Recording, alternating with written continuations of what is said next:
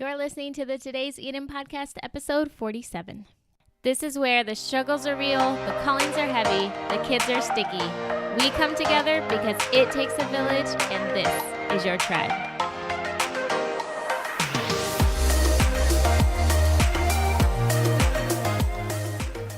Hey guys, happy Wednesday. I am so excited that you're tuning into the Today's Eden podcast because I have an announcement to make. Oh man, I have a sticker on my jacket. Anybody else's kids have a thing that when they're done with the sticker, they just stick it to you and you don't even realize that they stuck a sticker on you? So yeah, I've had a name tag on me this past week, the sticker name tag of one of my children on my back. And then now I had a a Paw Patrol sticker on one of my cardigans. Good stuff, good stuff. But anyways, going back to the announcement, the Today's Eden podcast coming this new year will become the It Takes a Village podcast, because I feel like it takes a village in all areas of our life: motherhood, marriage, and being a woman. You know, we have this tribe, and I felt like, and I asked you guys if you're a part of the Today's Eden Tribe Facebook group or the podcast page, any sort of social media thing that you follow, I asked you what you thought, your opinions, and you guys agreed that It Takes a Village definitely represents us better. And so we are going to move forward with that, with a new title and a new look coming this new year. So I'm really excited to share that with you guys, to put that out there, and I hope it makes you guys proud, and I hope you love it. So I'm so excited. So let's get to the nitty-gritty of this episode today, because for me this was super interesting, and for you, if you have a child who is into video games, you're gonna want to listen to this, because there are so many fears that we have as parents sometimes if your kid is a video gamer, and it's the effects of the video game on our children. So we're going to address addiction, aggressive behavior, ADD, and all those things, all of the things that you hear in the news or that you feel like could be a possibility from your kids playing video games. We're going to break it down. We're going to go through the myths. We're going to go through the truths. You are going to walk away feeling like if you bought a video game for your kid this Christmas, you're going to either feel very solidified in your decision, or maybe it's going to cause you to rethink the choices about the video games that you purchased, and maybe you want to pick something else. So I think that this is the perfect episode to listen to, especially right before Christmas when a lot of our kids have video games on their list. So let's get to the episode. Hey, Rachel, I am super excited to have you on the podcast to talk to you about something that obviously you are very interested in, and I am super fascinated about this. Yeah, before we get started, I would love for you to introduce yourself to the listeners, tell them a little bit about who you are, what life kind of looks like for you right now, that sort of thing. Sure, Ashley. Well, first, thanks for having me. My name is Dr. Rachel Cowart. I am a research psychologist, a gamer, and a parent based in Austin, Texas. I have two little ones, a 3-year-old and a 3-month-old, and have been studying video games and gamers for the last 10 years or so. Since having my children, it's changed slightly, as now instead of just studying video games, I'm really practicing what I preach in my home when it comes to my children. So yeah, I'm very excited to talk with you today about games. I know. So what, have you always been a gamer, or what kind of started this fascination of like the psychology of video games? Yeah, so I have been playing games forever, for as long as I can remember. I had an older brother, so I did a lot of watching other people play video games as well as a child. But my interest in it, in terms of doing research in this area, really started during my master's program. So this was about 2005, 2006, and it was the height of the World of Warcraft phenomenon. You see, everyone, even if you don't play games, you know about the World of Warcraft. Yeah, exactly. And during the program, you do clinical work, and I was doing work with parents. And after the third, fourth, fifth set of parents that came in and said, my child is playing this game, and I don't get it, and I think it might be doing something bad to them, I started thinking, well, maybe this is something that's worth looking into. Now, full disclosure, I was playing a ton of World of Warcraft in 2005. So it was a little, self-indulgent, because I thought, what if I'm doing something to myself and I don't even know? So yeah, that's where the interest came professionally. At the time, no one was really studying it. You fast forward to today, there's a whole field of game studies and media studies now, but that's where it all began. You just recently came out with a book, A Parent's Guide to Video Games, and I really like the format that you wrote it because you kind of lay like both sides of the argument out into where you talk about things that parents are most likely concerned about, but then you like bust the myth, so to speak, and then you talk about like the reasons why and all these interesting facts. And so I was really excited to get hands on your book because it wasn't just like read this or I don't know. I just love the format of it. Oh, thank you. I wanted to make something that was accessible for parents. Mm-hmm. Like 3 years ago, I published a book called The Video Game Debate, which tackled similar topics, but it's very much just like pages of text. It's really a science book. Mm-hmm. And when I published that, I thought, yes, parents are going to love it. And it's like, no, parents do not have time for that. Right. Um, so that's when A Parent's Guide to Video Games was born. Because I was like, okay, I'm a parent. What do I have? No time. So I Mm-hmm. want to be able to pick it up and put it down and just see exactly what I need and just present the information and let every parent make their own decision as to how they want to handle games in their home. So let's get right into it, into some of these like concerns that parents come to you with most often. And I think one of the biggest ones, or there's a couple big ones. And one of it is the worry that our kids can get addicted to video games. So, what are your thoughts on if it's possible for our kids to get addicted? And then how can we be aware of what is too much, like too much video time? Right. So video game addiction is probably the most hotly contended topic in the research field right now. Mm-hmm. There's kind of a new trend where researchers are actually questioning whether or not people can become addicted to this media specifically. Mm-hmm. But if we kind of just put that debate to the side and just assume that it is an addiction and it is something that can happen, um, what I want parents to know is it's not just about playing a lot of video games. So if you think about any other kind of addiction, like a gambling addiction, for instance, which is usually the one it's most likely related to, Mm-hmm. they have to be experiencing, a loss of friendships. They have to be experiencing physical declines, psychological declines, social declines. They're not meeting their obligations and their responsibilities until players are showing negative impact in pretty much every aspect of their lives Mm-hmm. because of playing. That is when it starts to become an addiction. Mm-hmm. So if you get a PS4 for Christmas and your child is playing, 10 hours a day, that might just be considered, temporary engagement. It's their Christmas break, it's a new game, it's fun. As long as they are not suffering, physically, socially, psychologically, not meeting their responsibilities and obligations, then we Right. don't need to worry. Mm. Do you think that okay, so then yeah, that's really interesting because like you as parents you're like, "Oh my gosh, they're on that thing all day." But just like anything that's new, your child is like super excited with it and eventually it kind of like tapers off and they like begin to balance their time with other things and bring other things back in. But it also reminds me of like kids who play sports and I think this is Mhm. funny.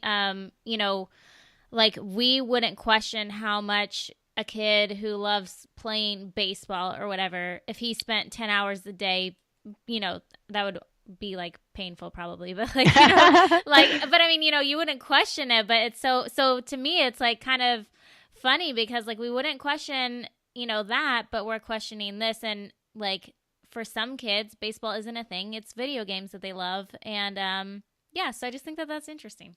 Yeah, I mean I think so too. I'm not sure exactly why it's such in a separate class from everything else. Like I Mm-hmm. remember when the last Harry Potter book came out, Mm-hmm. I could have easily spent 10 hours in a day Oh, yeah. reading Harry Potter and nobody would have blinked an eye. They would have said, "Oh, great, she's reading." Right, right. Yeah. So the next concern is about, attention deficit disorder and if playing video games exacerbates conditions like attention deficit disorder. And it was mentioned that video games could be tools in helping to improve the attention and kids with that struggle with that. So, what are your thoughts that about children who are finding video games helpful? Yeah, this is a new area of research, so there's Mm-hmm. not a whole lot to draw from.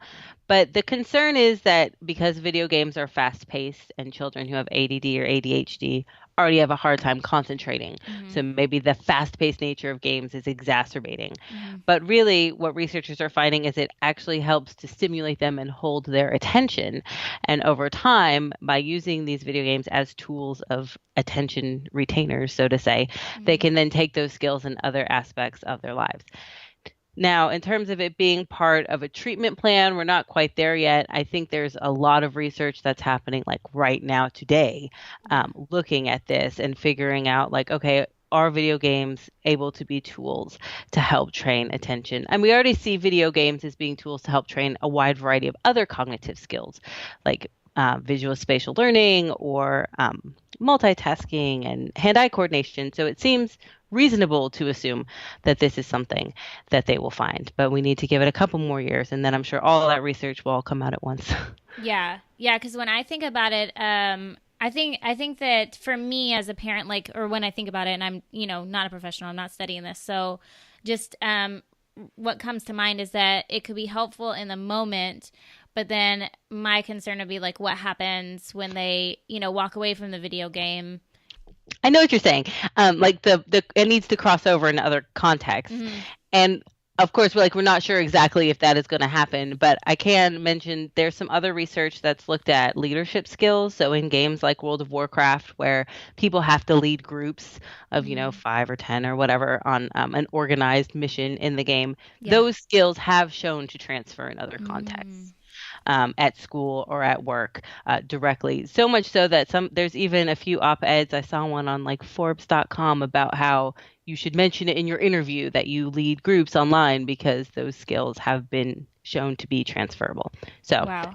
there's possibility that other things will transfer as well. Yeah. Wow, that's interesting. And then also in your book, it said that, short term aggression can happen after violent video games, but you don't have to really worry about like I think one of the other concerns for parents is like, will my child who's playing a video game with like guns and shooting or battling or whatever affect him or her mentally and make them become violent? Mhm. So I wanted to know your thoughts on that, and then also like um kind of breaking down what like a short term aggression would look like in our kids, and maybe some reassurance for parents who are listening and are like, oh my gosh, my child plays a game like that. Do I need to freak out right now? Right. Okay. Thank you for asking this question. This is the number one question from parents. Okay. So, when researchers are doing this research, it looks something like this. They bring someone into a lab at a university. Mm-hmm. They take some kind of pre-measure of their level of aggression. And this could be something as simple as a word completion task where you see G blank blank, and you either put in GUN or you put in GUM, right? Gun or gum. And if Right. you put gun, that counts as aggression. If you put gum, it doesn't. It could be literally that is used very often as the Mm-hmm. measure. Then you play 15 minutes of some kind of violent game, and then you take the same measure afterwards. So if you put gum at the beginning and gun at the end, that is measured then as an increase in aggression Mm-hmm. because of exposure to the game. Now, Mm-hmm. that makes the conclusion that, okay, aggression has been primed, it has increased between when they came in and when they played. But in what way does that translate into aggression in the real world? In what way does that translate to my son is playing a violent game at home with his brother, with a house full of people? Is that really analogous? Are those situations the same? Can you Mm-hmm. really say that they're going to become quote unquote aggressive? So, in terms of that, in terms of how it actually translates into the real world, there hasn't been any research to show that it translates into anything tangible. There's been no research showing they become more physically aggressive or anything like that. Yeah. Now, further to support that contention is the violent research. If watch the news, you may think there's a very strong link between playing violent video games and committing violent crime.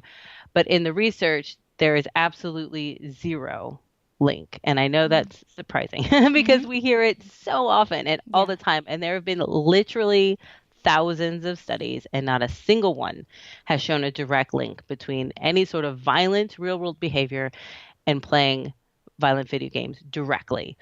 Mm-hmm. So parents, you can relax. It's Right. okay. Well, and I think that the way that they're testing it is like it's not a good way because like obviously, I mean, that's how our brain works. So like if we came in thinking gum before, well like, we're affected by our surroundings. So we're going to think of, you just playing a game where you probably were using a gun or whatever. And so it just comes first to mind, but that doesn't mean that like before then and for the rest of the day and all the days before that you were thinking about guns, and if you were, it was because you were already having issues outside of the video game.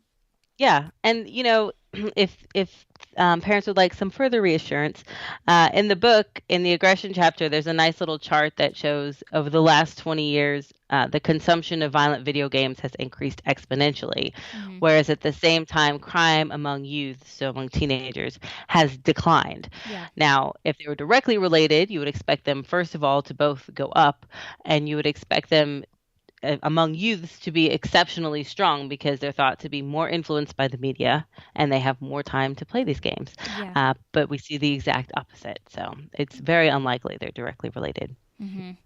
Yeah, and then you listed a some numbers in your book that I was really, really surprised. Like I knew that a lot of people played video games, and then when I read these numbers, I was really like, "Whoa!" Like, so if you're listening, there's a lot of you that have children who like enjoy video games, and it was that 115 million Americans play video games, which is 36% of the population, and so most or a few of our listeners have children that are playing video games. Mhm. What is the timing or like the intervals that we should allow our kids to be playing to avoid any like adverse effects that we would think that they would Right. get? Right.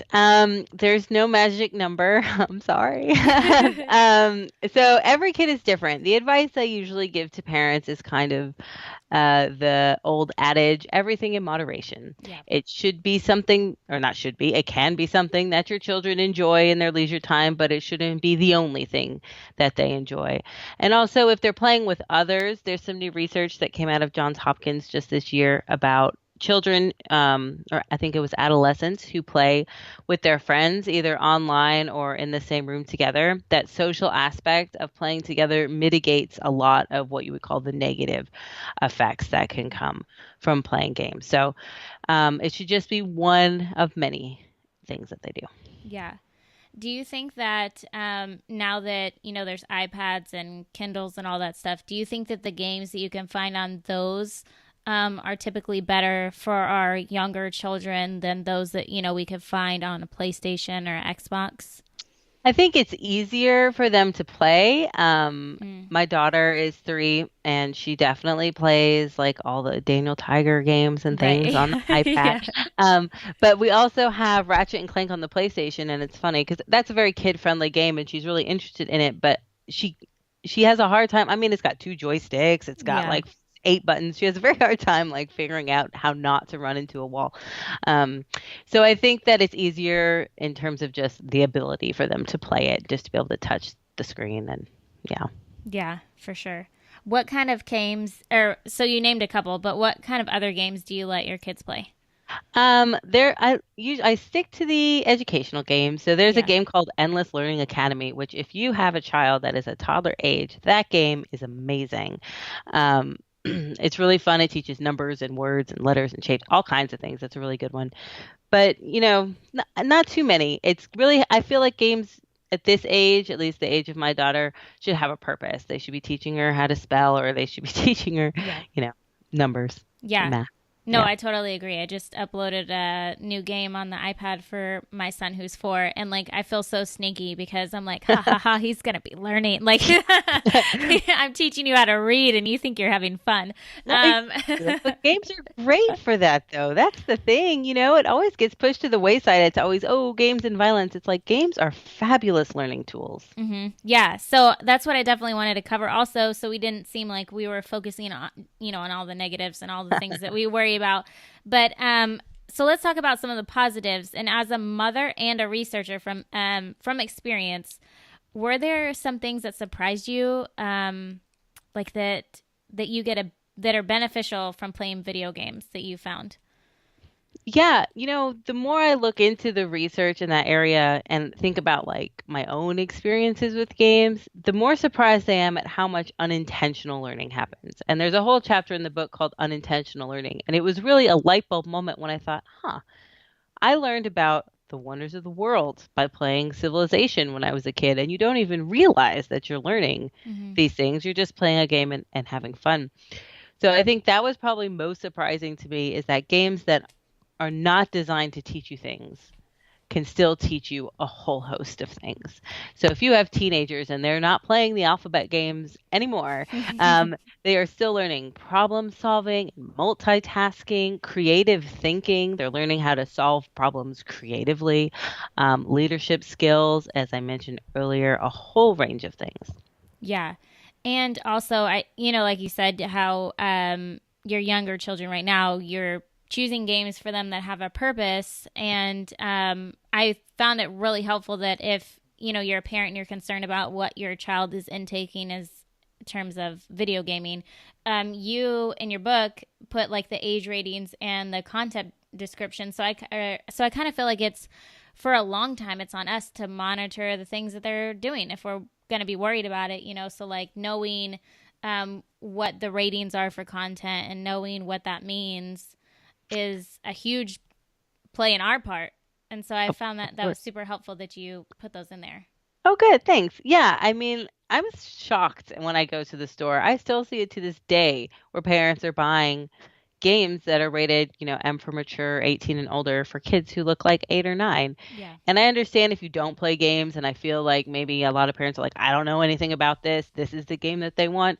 I'll just buy it. But the ratings are there for a reason. We Hmm. should be looking at those ratings and making sure our children are consuming things that are appropriate for their age. Yeah. I mean, it's similar to, how we let them watch movies or listen to certain things. Exactly. Exactly. Yeah. So, how can we? So, I guess I was going to ask, how can we be sure to choose age appropriate games for our kids? But I guess that's it. Yeah, well, and it's not just about age ratings. As you mentioned, it has the content descriptors. So the ESRB will rate it for age, but it also puts specific reasons why it had that rating. So if Mm, it's M for mature and your child is 16 and you're thinking, well, maybe it'd be okay, you can look and see why is it rated 18? Is it suggestive themes? Is it a lot of violence? Is there sexual content in this game? So you can make a more informed decision than based just strictly on age. and does it list that on the video game? It does. It does. Okay. Yep. So all we have to do is like turn it over and read. Oops. There you It's go. right there. Exactly. And if you're buying, a lot of people buy like through the console now, it'll be on that page as well. You'll be able to see. I did not know that. Okay. So and then how can we use our kids' love for video games as a tool for finding other things that they might be interested in that, outside of video games that we could do together? Oh, that's a great question. A lot of times when parents talk about, maybe not talk, when they complain about their children playing a lot of games, Yeah. I say, look at what games they're playing. Do they like sports games? Okay, maybe go to a sporting event as a family, or do they like role-playing games? There's a lot of board games have a resurgence over the last 5, 10 years. Tons of board games in that genre. So I think that if you just kind of look at where their interests lie, it'd be not so hard to kind of figure out a family activity that everyone can enjoy Hmm. together, based on their interests in different games. Yeah. I think that's a really awesome opportunity to, like, if your kid is into video games, to pay attention. I mean, Definitely. yeah, even in like if they're reading books in the same way. So what kind of games do you think that have you found, like, are there any, I don't know, like formats or typical, I guess educational games would be one of them, but what kind of games are going to give our children like the greatest positive impact? I mean, I'm not sure that there's one greater than the other. I feel like, okay, it's slightly different for children of our age because I feel Yeah. like those games are specifically made to teach them things for the most Mm-hmm. part. Mm-hmm. I mean, maybe one exception would be, do your children watch Daniel Tiger on PBS? Yes. Yeah. Okay. So the Daniel Tiger games are great because they are actual games that have educational elements in them, but they're not directly educational games. So they teach Mm-hmm. them about feelings, but it's not a game that's like click on this card that says happy, and I'll teach you what happy means. Right. I find really that the best games for learning are the games that are not specifically designed to do so. Mm. Um, but again, I feel like there's a slight exception for the real younger crowd because they're almost all designed to teach them things at this. Right. But I wouldn't say one is necessarily better than the other. You just need to find one that keeps your children engaged and that's appropriate for their age. Yeah. So what would you take the same approach to, I mean, I'm assuming you would take the same approach to finding and choosing games if you had a teenager as well. Correct. I think you have a slightly different problem with teenagers, which is you cannot control what they're playing when they are not at your house. Yeah. That's a separate issue. But you, as a as a teenager, as a parent of a teenager, you still can absolutely control what it is they're playing in your house. Yeah. So, and making sure that that's appropriate for them. Yeah. Have you had any parents where you've had to navigate like their relationship between mother and child and including the parent in like the interest of the teenagers, video games, like relationship kind of thing? Yeah, here's the thing. I know Mm-hmm. not everyone wants to play games as parents. I feel like now as parents, as we're growing, as my generation's getting older and having children, I think that maybe more of us had exposure to video games as children Mm-hmm. have a little bit better idea or maybe of an interest in engaging with them with our kids. But there's a lot of people who don't. But even if you have zero interest in playing games with your children, which is honestly the best way to find out what it is they're playing and Yeah. what it is they like, you can absolutely be in the room while they're playing them. So you have a teenager, maybe he doesn't want mom sitting on the couch watching him, but I'm telling you, if you go in there for just 5, 10 minutes, oh, what are you playing? Oh, it's interesting, and show an interest in what your kids are doing. This is something that interests a lot of children all over the country. Mm-hmm. You'll be surprised at what that might do to help foster a relationship. You're showing an interest in what they're interested in. It might start new lines of discussion like, oh, yeah, mom, I'm real interested in this game. Maybe for Halloween, you can help me sew a costume that's based off this person. You don't know where the conversation will go. It goes a long way, just showing a little interest in the games themselves, even if you hate them like my dad did. He hated video games. He had no interest in games, but you know what? My mom, she played Super Mario Brothers with my brother and I and died every time on the first little enemy, every time.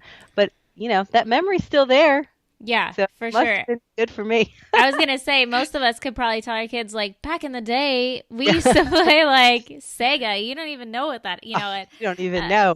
Yeah. They would think you guys are so cool. Probably not. They'd be Exactly. like, "Come on, mom! Like those graphics? Are you Sega, kidding me?" blah. Yeah.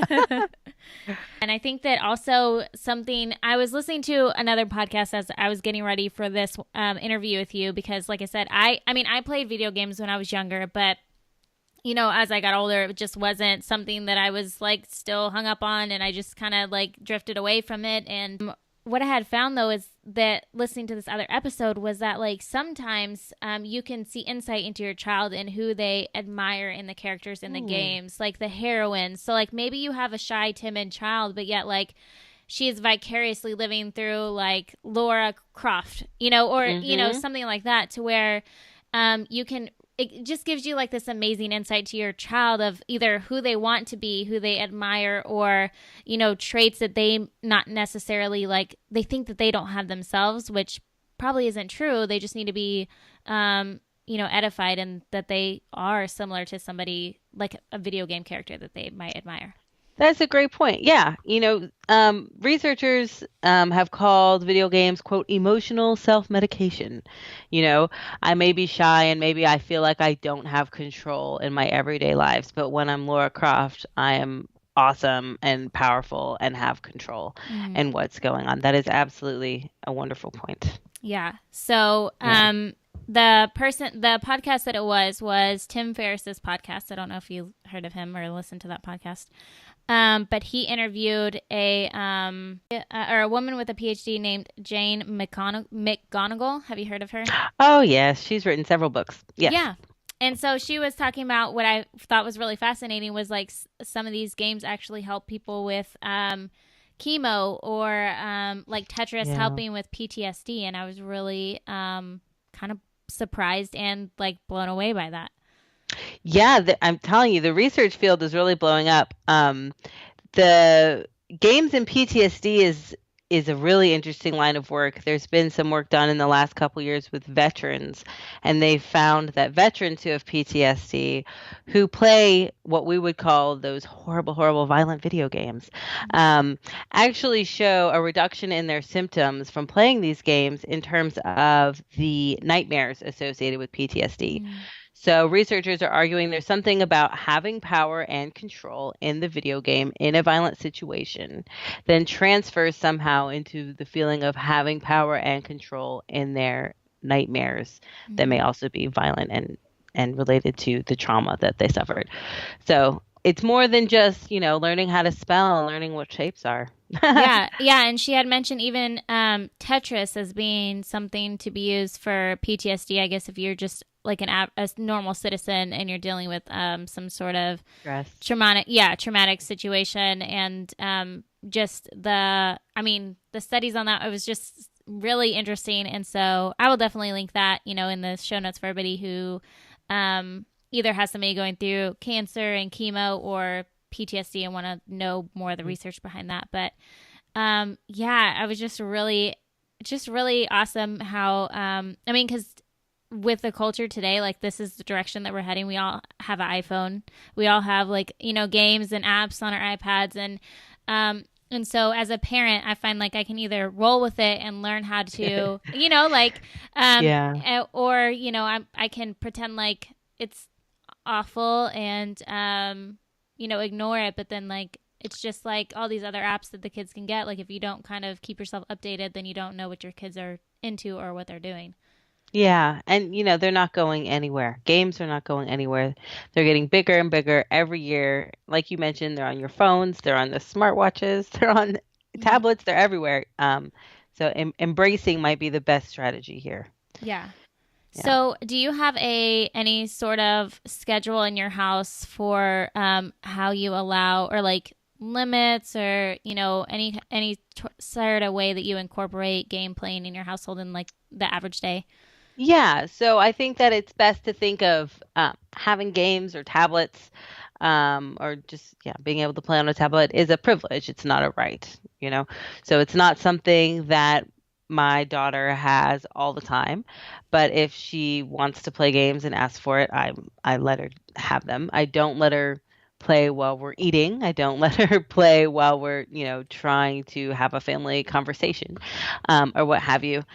But I just treat it as the same as if she said, "Mom, I want to play Legos." Be like, "Okay, you want to play some Legos? That's fine. You can't play Legos while you're eating dinner, but you can play Legos, before dinner." Mm-hmm. And just not too much. The American Pediatric Society said for children under 3, they should have no more than 2 hours of screen time a day. Mm-hmm. Now, that to me seems slightly arbitrary because it's just screen time and is Skyping with grandma the same as playing Daniel Tiger games? Are those all incorporated in this 2 hours that we're supposed to have per Mm-hmm. day? So I don't really follow that. Some days she doesn't play it at all. Some days, I mean, honestly, some days are bad. And she'll be Yeah. on it, 4 hours in the Yeah. day. And that's just the way it is. And you know what? I think it's fine. We have enough mom shaming problems Yes. as it is. If your daughter is in a bad mood, you give her that iPad and you have your cup of coffee and don't even think about it. Right. Really. Really. Yeah, those are the days that you give yourself grace. Yes, exactly. Exactly. Yeah, that's awesome. Yeah, I'm really excited that I was approached about, having you on and talking about this because like, for me it's very interesting and I love being able to kind of dig into situations that either I haven't experienced yet or I don't know a lot about, and just being able to bring parents comfort and empowerment in these situations that they're in, that they're going through. And so I was really excited to cover this topic. So far, has there been any like situations that you've walked away from, or like teachings, whether you've spoken somewhere about this topic in video games, where you've walked away and you like gained a new perspective, or as a parent, or maybe heard a story that impacted you in like a big way or anything like that? Yeah, I gave a talk. It's funny, the memory this just brought up. I gave a talk about a month ago at a women's conference at a local church here in Austin. Uh-huh. And one of the questions from the audience was, "My husband plays games constantly. What do I do?" And I said, "I don't know because my husband does the same thing and I have no control over it." Um, I think when it comes to adults, that's definitely had me walk away thinking, what are the strategies I have for children that I can then transfer Exactly. into my adult life? I don't think you can. Um, so yeah, I would say when it comes to the games on the phone that you can pick up and put down but require constant attention, those I still am puzzled by. Those are the Hmm. ones my husband loves. He plays them all day long and there is nothing. I'm sorry, parents, wives of husbands who are playing these games. I have no advice for you. But if you have advice, please let me know. Have Ashley send me that info. But yeah. Yeah, I was gonna say this needs to be. I didn't even think about that. For some reason, I was so focused on like children because we that's like always a hot topic. Am I ruining my child? Is my child gonna be like the next, awful, violent crime, whatever person? And so, but like I have friends that same thing. Like they have husbands that'll stay up until like 2 with the headphones on, playing with buddies, and they're like, "How do I get him to stop?" And I'm like, "I don't know. I I don't know." don't know. I'm sorry. I can talk about your children all day long, but the husbands, I know. It's a struggle. The struggle is real, It right? is, yes, Yeah. very. Basically, yeah, I don't. So. What did my husband used to play? Oh, Call of Duty, Oh and yeah. somehow I think, somehow I like, I don't know. Maybe he was tired of me like griping or withholding things from him. If you know what I mean. I don't know. So, and maybe that's what ended it. I'm not sure. But I mean, eventually, yeah, eventually it's like, come on, husband, listen to your wife. yeah, Listen to your wife. Yeah. exactly. That needs to be a whole nother episode, maybe. It does. It does. So if you ever do research on that, I would I'll love to let you have you know. back. Yeah. Yeah. So before we end this conversation, I just want to ask you a few questions. My three what would it be's, and the first being, if you could choose one of the most influential books that you've read, what would it be? Okay, so I you did tell me that you were going to ask this question, and when I saw it originally, I was like, oh, I usually read like science Hmm. books that are not inspiring in any way. But when I thought about it, there is one book. It's called A Man's Search for Meaning by Viktor Frankl, and it is a beautiful, beautiful book. It's very short. It's his story about how he survived the Holocaust. And while Mm. he was experiencing these atrocious things, he managed to find meaning in it all. And it really is a Mm. book that helps spawn the whole field of existential psychology, which is a framework that a lot of therapists use in their counseling. But it's about finding meaning is the key to finding joy. And you can find meaning in horrible things. You can find meaning in mundane things. Mm. Um, and it's kind of along the lines of sort of everything happens for a reason, sort of, but it's Yeah. kind of just about what is the meaning of this? What can I take away from this? How can I learn and grow? Because this is happening. So I need to, if I can find meaning in it, then I can find joy in it, even if it's terrible. It's a Yeah. great book. It's a Yeah. great book. And the key is that it's a short book, you said. It's very, Like, it's I'm very all for short. short Yes. books. When I Yeah. got yours, I was like, yes. So I Good, could do good. this. That's what I wanted. Yes. Yeah, because I can't tell you how many books that I have bookmarks in that are like halfway. Yeah. But yeah, I was able to look through yours like no problem, especially with the front where it like you have the different or basically like all the main concerns that we would be interested in like in the contents to where I could just go right to that page and have all the facts and all this stuff right there. Perfect. Yes. So I've achieved my goal. That's what I wanted to do. Good. Yes, mission accomplished. Yay. Um, and now I forgot my last. Oh, okay. If you could tell your younger self one thing, assuming that she would listen, what would it be? She wouldn't listen, I know I but always have to give that disclaimer. I'm like, come on, guys, just enlighten me here. um, I think I would tell her that the key to success is just being persistent. It's not about really innate ability or luck or knowing the right people or being in the right place at the right time. It's maybe 1% that and 99% just being persistent. If you're persistent, you can achieve anything. Mm. When you first started, that makes me curious. When you first started this research process, did you get a lot of pushback from it, or did you find a lot of interest in it? I genuinely found a lot of interest in it, but the research process of getting a PhD Mm-hmm. is incredibly stressful, and if you are not persistent, you will not survive. Yeah. So that was really the lesson that I learned from the research process itself. I didn't really get too much pushback for the topic, but to complete, the process, I had to be very persistent. Oh yeah, Yeah. you more power to you. I was going. I remember like when I started college, my major was to be a doctor. I always wanted to be a pediatrician ever since like I could remember. And then when I started getting to the actual classes, like and I getting into the nitty gritty of it, I was like, nope, can't. Never mind. Yeah, I understand. The sense to want to run away is strong. Yes, Yes. especially in my case when you're not good at math, and I never put two and two Yeah. together. And I was like, well, you might want to be Yep. good at math if you're Well, going to be. choice. Yeah. And then the last question I have for you is, if you can empower women in one way, what would it be? It would be to help women know their own strength. I feel like a lot of women think their voices don't matter or their voices aren't being heard, and really they just need to speak a little bit louder Mm-hmm. because women, can change the world. I have this mug that I bought for myself the other day, and it says, "Why are men afraid of strong, smart, connected women?" And it says, "Because they should be." And that's exactly the case.